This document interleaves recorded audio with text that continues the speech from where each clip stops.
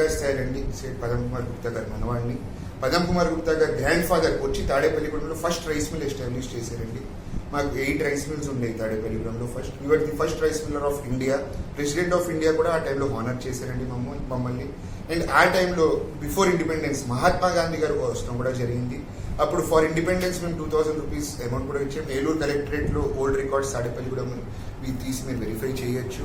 మేము ఎప్పుడు కూడా సొసైటీ కోసం ఫర్ ది సొసైటీ మేము ఉన్నాం, కానీ మేము ఎప్పుడు అగేన్స్ట్ ది సొసైటీ వెళ్ళలేదండి. తాడేపల్లిగూడెంలో సత్రం కోసం, స్కూల్స్ మన ఇక్కడ మున్సిపల్ స్కూల్స్ కోసం, మున్సిపల్ రోడ్స్ కోసం, రైస్ మిల్లర్స్ అసోసియేషన్ కోసం, కనికా పరమేశ్వరి గుడి కోసం అన్ని చాలా types of donations as land as monetary terms చేయడం జరిగింది. అయినా కూడా ఒక లాస్ట్ 6 monthsలో కొంతమంది ల్యాండ్ గ్రాబర్స్ కొత్తగా ఇప్పుడు వచ్చి ఈ ల్యాండ్ మాది అని చెప్పి మమ్మల్ని బెదిరించి, నువ్వు ఎంతరా, నేను నా తాతనే చంపేస్తే నువ్వు ఎంతరా, నీ మళ్ళీ ఎవరో నూతన్ రౌడీ అని, నేను మా మైండ్ పైపోయిన కిరణ్ కుమార్ మా ఫాదర్ ఎంత పెద్ద రౌడీ షీటర్ నీకు తెలియదు, ఓపెన్గా కోడి పందాలు చేస్తున్నప్పుడు నువ్వు ఎంతరా అని మమ్మల్ని వచ్చి బెదిరించి మా సైట్లో రావడంతో ఇమీడియట్గా పోలీసులు దాని మీద యాక్షన్ తీసుకొని ఎఫ్ఐఆర్ కూడా రిజిస్టర్ చేయడం జరిగిందండి. పోలీస్ తరపు నుంచి మాకు ఫుల్గా సపోర్ట్ ఉందండి. కానీ ఇప్పుడు మాకు లైఫ్ థ్రెట్ ఉందని మాకు చాలా భయంగా ఉందండి. ఎందుకంటే వాళ్ళు హైకోర్టుకి వెళ్ళి మేము ఇలాంటి ఫేక్ రిజిస్ట్రేషన్స్ చేస్తారని మాకు ముందు నుంచే ఇన్ఫర్మేషన్ వచ్చి మేము హైకోర్టుకి వెళ్ళి స్టేటస్కు ఆర్డర్ తెచ్చుకున్నామండి. వెంటనే సబ్ రిజిస్టర్ తాడేపల్లిగూడెంలో సబ్ రిజిస్టర్ గారు దాన్ని ప్రొహిబిషన్ లిస్ట్ కింద మార్క్ చేశారండి. స్టేటస్ కో ఉంది పదం కుమార్ గుప్తా ఆస్తి గారి మీద, పదం కుమార్ గుప్తా గారి ఆస్తి మీద ఏ కైండ్ ఆఫ్ రిజిస్ట్రేషన్ చేయకూడదు బై థర్డ్ పార్టీస్ అని. అయినా అది వచ్చి మొన్న 20 లక్షల రూపాయలు లంచం ఇచ్చాను, 30 లక్షలు స్టాంప్ డ్యూటీ కట్టాను, మిగతా చిల్లర ఖర్చు పెట్టాను, ఎవరు ఆపుతారా నన్ను అని చెప్పి మమ్మల్ని ఛాలెంజ్ చేస్తే 5వ తారీఖుకి మన ప్లేటర్ శివకుమార్ గారి దగ్గర నోటీసులు ఇవ్వడం జరిగిందండి. District registrar, deputy inspector of general registration staff sub register గారికి పర్సనల్ గా బై హ్యాండ్ ఇచ్చి ఒక్కొక్క కాపీ అక్నాలెడ్జ్మెంట్ కూడా తీసుకున్నాం. ఈ రిజిస్ట్రేషన్ అయ్యి 10 రోజుల ముందు, సార్ ప్లీజ్ మమ్మల్ని కాపాడండి, ఏ టైప్ ఆఫ్ రిజిస్ట్రేషన్ జరగదండి, సార్ హైకోర్టు వైలేషన్ మేము చెయ్యం సార్ అని చెప్పి 15th జూన్కి ఆయన మెడికల్ లీవ్ పెట్టేసి మోగోడ్ ఎవరో పెట్టి డెఫెండమ్ అండి. నాకు ప్రశ్న ఒకటి అండి, అంత పెద్ద ఇంపార్టెంట్ పొజిషన్ అండి, ఒక డెఫెండమ్ ని పెట్టేసి మీరు ఎలా చేస్తారండి? మనం ఏదైనా కన్వే చేయాలంటే ఆయనకు అర్థం అవ్వాలి కదండి. అయినా హైకోర్టు వైలేషన్ ని డైరెక్ట్ గా వైలేట్ చేసేసి, హైకోర్టు ప్రొహిబిషన్ ని వైలేట్ చేసేసి రిజిస్ట్రేషన్ చేయడం జరిగిందండి.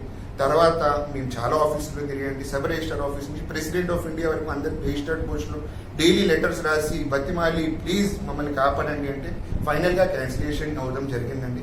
క్యాన్సిలేషన్ అయిన తర్వాత వాళ్ళు వచ్చి మన డిస్ట్రిక్ట్ రిజిస్ట్రార్ గారు, జాయింట్ కలెక్టర్ గారు, మన ఆర్డీఓ గారు అందరు కలిసి కమిటీ ఫామ్ చేసి క్యాన్సిలేషన్ చేయడం జరిగింది. అది ఫ్రాడ్యులెంట్ అని చెప్పి హైకోర్టు వైలేషన్ లో అయిందని చెప్పే క్యాన్సిలేషన్ జరిగింది కదండి. లేదంటే ఎక్కడైనా హిస్టరీలో జరిగిందండి క్యాన్సిలేషన్? అసలు నాకు అర్థం కావట్లేదండి. అంటే డబ్బులు ఖర్చు పెట్టేస్తే, తాడేపల్లిగూడెంలో లంచాలు ఇచ్చేస్తే ఏదైనా రిజిస్ట్రేషన్ చేసేస్తారా? అసలు నా ప్రశ్న అదే. అండ్ మీ దగ్గర మసిల్ పవర్ ఉండి, మేము బిజినెస్ మ్యాన్ అండి, మార్వాడీస్, మేము మా పనితోనే పని పెట్టుకుంటాం, ఎవరి జోలికి వెళ్ళమండి. ఆయన ఏమో కోర్టుల్లో ట్యాక్స్ కడతారండి, మున్సిపల్ ట్యాక్స్ అని, ఇన్కమ్ ట్యాక్స్ అని, జిఎస్టీ అని. ఆయన నేను చెప్పిన పేరులో రూపాయల ట్యాక్స్ కడతారా నాకు చూపించండి గవర్నమెంట్ కి. అయినా వాళ్ళకి సపోర్ట్ ఉంటుంది, మాకు ఉండదు. అయినా ఈ మ్యాటర్లో ఏ పొలిటికల్ ఇంటర్ఫియరెన్స్ అవ్వలేదు, మాకు ఎక్కడి నుంచి ఏ ప్రెషర్ రాలేదు, మాకు న్యాయమే జరిగింది. పొలిటికల్ ప్రకారంగా వాళ్ళు పార్టీ నుంచి ఉన్నా కూడా మాకు న్యాయమే జరిగింది, పోలీస్ తరపు నుంచి కూడా న్యాయమే జరిగింది. కానీ ఇప్పుడు మాకు ప్రాణహాన అంటే డెత్ థ్రెట్ ఉందండి, మమ్మల్ని చంపేసి పాత పెట్టేస్తా, క్యాన్సిలేషన్ చేయించారు కదా, నా డబ్బులు పోయినాయని చంపేస్తా అని నాకు థ్రెట్ ఉంటే నేను హైకోర్టులో కూడా రిట్ పిటిషన్ వేయడం జరిగింది. నాకు పోలీస్ ప్రొటెక్షన్ ఇవ్వండి అంటే హైకోర్టులో పోలీసు వాళ్ళు రాసిన రిప్లై, మా దగ్గర డిస్ట్రిక్ట్ బైఫర్కేషన్ అయిన తర్వాత మా దగ్గర అంతమంది పోలీసు వాళ్ళు లేరండి, మేము ఇవ్వలేము, మీకు ఎప్పుడైనా ఉంటే మీరు పోలీస్ 100, 102 ఎస్ఐ గారి నంబరు, సిఐ గారి నంబర్, లోకల్ కానిస్టేబుల్స్ నంబర్, అన్ని నంబర్స్ మాకు ఇచ్చారు. ఎప్పుడైనా ఏమైనా ఉంటే మాకు ఫోన్ చేయండి, ఇమీడియట్ గా వచ్చి మీకు ప్రొటెక్షన్ ఇస్తామని. నాకు మీడియా మిత్రులతో, గవర్నమెంట్ అధ్యక్షులు ఎవరైతే చూస్తారో ఈ వీడియో అందరితో నా రిక్వెస్ట్ ఒకటే అండి, ఇవాళ నాతో జరిగింది, రేపు ఎవరితో జరగకుండా ల్యాండ్ గ్రాబర్స్ ని ప్లీజ్ దూరం పెట్టండి. మైలవరం సుబ్బారెడ్డి గారు, మార వెంకటేశ్వరరావు, మన పైపోయిన కిరణ్ కుమార్, వన్నంరెడ్డి శివరామరావు అనే రాము స్వీట్ హోమ్ రాము స్టార్ట్ చేసి అయినే అండి.